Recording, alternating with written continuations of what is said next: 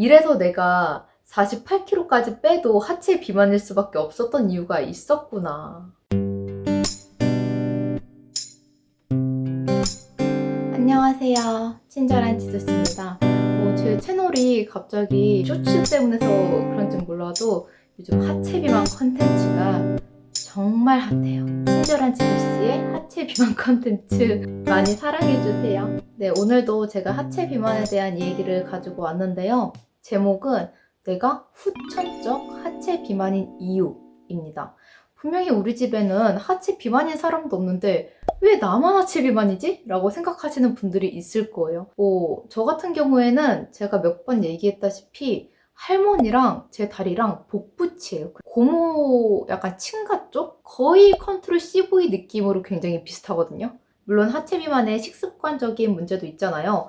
저처럼 탄수화물, 밀가루 너무 좋아한다든지 아니면 뭐 단짠, 간이 센 거 너무 좋아하시는 분들이 하체 비만이 많은데, 아니 나는 그런 거를 좋아하지도 않는데 왜 하체 비만일까? 라고 생각하시는 분들이 있을 거예요. 근데 제가 최근에 그거에 대한 답을 좀 찾은 것 같거든요. 여러분, 혹시 저 포함 많은 분들이 걷기 운동 좋아하시나요?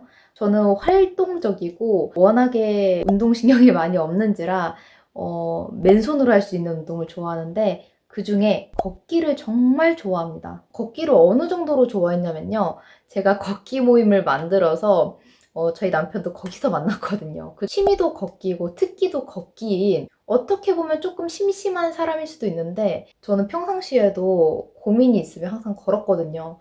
여태까지 제일 많이 걸었던 시간이 9시간. 강남 신사에서 여의도를 찍어서 여의도에서 홍대를 찍고 홍대에서 이렇게 왕십리를 찍어가지고 이렇게 뺑 한 바퀴를 돌았던 적이 있습니다. 제가 너무너무너무 좋아하는 걷는 운동이 하체 비만의 원인이 된다고 합니다. 저는 제가 많이 걷는 거에 대한 자부심도 있고 이제 친구들 중에서 제가 제일 많이 걷거든요. 근데 생각해보니까 비례해요. 제일 많이 걷는 시간과 제일 다리가 두꺼운 그런 사이즈? 여기서 저의 문제점을 찾아볼 수 있었는데, 사실 제가 뭐 인스타나 다른 SNS에는 얘기하지 않았지만 혼자서 챌린지를 하고 있었어요. 저는 저의 걷기 방법이 잘못된 건지 몰랐어요. 아무도 알려주지 않았고 지금이라도 똑바로 걸으면 내 다리가 달라질까? 이런 생각으로 한 달 동안 바르게 걷기 챌린지를 했습니다. 여러분이 알고 있는 바르게 걷기는 무엇인가요? 일단 저는 이렇게 땅이 있잖아요. 이게 발이잖아요? 그러면은 뒤꿈치부터 대고 발바닥 바닥을 땅에 대고 그 다음에 이렇게 앞으로 나아가는 이런 3단계가 있는 줄 알았거든요. 근데 그게 아니었어요. 제가 바르게 걷는 방법을 이번만 찾아본 게 아니라 사실 2년 전? 3년 전에도 이걸 알아봤었거든요. 내 걸음걸이는 틀린 게 없는데 도대체 뭐가 문제인 거지? 내 걸음걸이 때문에 내가 하체 비만인 게 맞는 건가? 이런 생각을 하게 되었습니다. 근데 여기서 제가 잘못 알고 있는 부분이 있더라고요. 최근에 언제나 그랬듯이 또 이제 하체 비만 영상, 하체 비만 자료들을 보고 있었어요. 근데 그 중에 하나가 자세 교정과 걸음걸이에 대해서 얘기를 하고 있었는데, 물론 내가 알고 있는 방법도 맞지만 좀 더 부가적이고 추가적인 게 붙어야 되는 거예요. 네, 그래서 지금부터 제가 뭘 어떻게 했는지 말씀드릴게요. 일단 제가 알아봤던 자료에서는 힘차게 걷고 다리의 보폭을 넓게 유지하면서 걷고 빠르게 걸으라고 했거든요. 그럼 자연스럽게 힙업이 되고 다리 붓기가 완화가 된다고 합니다. 그래서 제가 이거를 한 달 동안 해봤어요. 사실 초반에는 이거 좀 괜찮네 라고 생각했던 부분이 있었거든요. 일단 걷는 방법은 이렇습니다. 되게 간단하게 생각을 하는 건데, 발이 있으면은 저는 항상 발 뒤꿈치에 힘을 더 주거든요. 근데 발 앞부분에 힘을 더 주는 거더라고요. 그래서 이렇게 걸으면서도 뭔가 이렇게 차면서 걷는 거예요.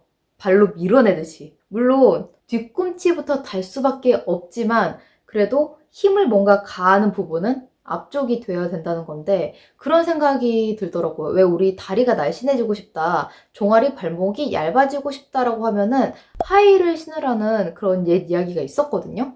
근데 그 원리가 거기서 나오나? 약간 그런 생각이 또 들더라고요. 그리고 두 번째가 복폭을 넓게 한다. 세 번째가 빠르게 걷는다였습니다. 이 방법을 보니 평상시 저의 걸음걸이는 오래 걷고 천천히 걷고 좁은 보폭으로 걷고 양반 걸음처럼 되게 세워라 내워라 걷거든요. 완전 저랑 정반대인 거예요. 그러니까 짧은 시간을 투자하더라도 빠르고 보폭이 넓게 걷는 게 좋은 건데 저처럼 뭐 9시간 동안 걷더라도 느리고 천천히 걷는 거는 이제 크게 의미가 없는 거죠. 오히려 그렇게 오래 걸을수록 종아리가 엄청 땅땅하게 붙는다고 합니다. 실제로도 그렇고요. 네, 그래서 결론적으로는 처음에 했을 때는 제가 좀 무식하게 앞부분에 힘을 많이 줘야 된다는 그런 압박감에 발가락에 힘을 주기 시작했어요. 그래서 걷다 보니까 약간 발가락에 쥐가 날 것 같은 그런 느낌을 받았고, 그래도 발가락에 힘을 주다 보니 어쨌든 앞에 힘이 쏠리긴 하잖아요. 그래서 그런지 붓기가 좀 많이 덜해졌어요. 발목이 당장 가늘어진다, 종아리, 허벅지가 가늘어진다 그건 아니었는데 평상시 걷는 것보다는 붓기가 좀 덜해졌고 뭔가 발목에 쥐가 났을 때부터 아 이건 좀 잘못된 거구나, 조금 더 자연스러운 방법을 찾아야 되겠다라는 생각을 했습니다. 그리고 또 두 번째 느낀 점은 제가 그때 운동화를 한동안 지인이 좀 선물해 준 거를 신었었어요. 굽이 거의 없는 거를 신고 다녔습니다. 오히려 굽이 없는 게 편한 게 아니라 더 다리를 많이 붓게 만들더라고요. 제가 최근에 또 오랜만에 나이키 에어를 샀는데 원래 그 전부터 계속 운동했을 때는 나이키 에어를 썼었거든요. 근데 이제 나이키 에어를 너무 많이 신다 보니까 좀 지겨워져서 그 전보다 많이 안 걷기도 하고 그래서 나이키 에어를 굳이 안 샀었는데 최근에 나이키 에어로 바꾸니까 일단 무릎이 안 아파요. 에어 자체가 뒤에 살짝 굽이 더 높잖아요. 그리고 걸을 때 조금 더 자연스러워요. 굳이 발가락에 힘주지 않아도, 굳이 의식적으로 발 앞부분에 힘을 주지 않아도 자연스럽게 실려서 최근에 올바른 걸음걸이는 이런 거였나? 이런 걸 좀 의식적으로 생각하게 됐습니다. 그리고 세 번째 느낀 점은 너무 의식적으로 걸으려고 하다 보니까 무릎이나 관절, 뼈, 걸음걸이가 약간 좀 삐그덕거릴 때가 있어요. 운동을 안 하다가 갑자기 근력 운동을 해서 그렇게 된 건지 아니면은 걸음걸이랑 연관이 있는지는 모르겠지만 한동안 잘 걷다가 이렇게 하체 운동을 딱 하려고 했을 때, 근데 사실 그 전에도 뭔가 내 걸음걸이 좀 불편하다라고 느낀 적은 있었거든요. 그래서 뭐가 정답인지는 모르겠지만 확실히 이 걸음걸이는 좀 기간을 오래 두고 봐야 된다. 그래도 이 걸음걸이를 유지하고 싶은 게 예전에 이만큼 다리가 부었다 하면은 지금은 한 요 정도 다리가 붓고, 왜 종아리가 진짜 굵으신 분들 있잖아요. 종아리나 발목이 굵으신 분들한테 정말 좋은 방법이라고 하거든요. 지금 무릎이 조금 신경 쓰이긴 하지만 그래도 계속 해볼 생각이 있어요.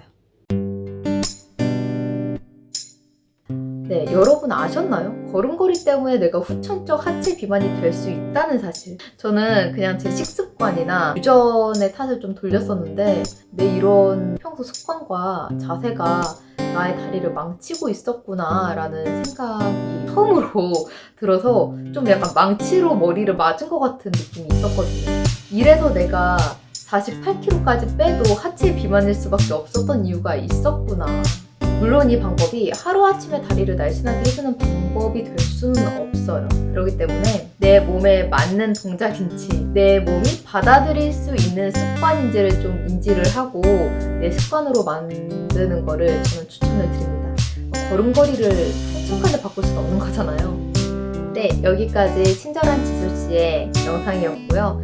하체 비만 컨텐츠 많이 사랑해주셔서 감사합니다. 저는 다음에 더 유익하고 좋은 영상으로 다시 찾아뵐게요. 좋아요, 구독, 알림 버튼은 사랑이고요. 네, 제 영상 많이 봐주셔서 감사합니다.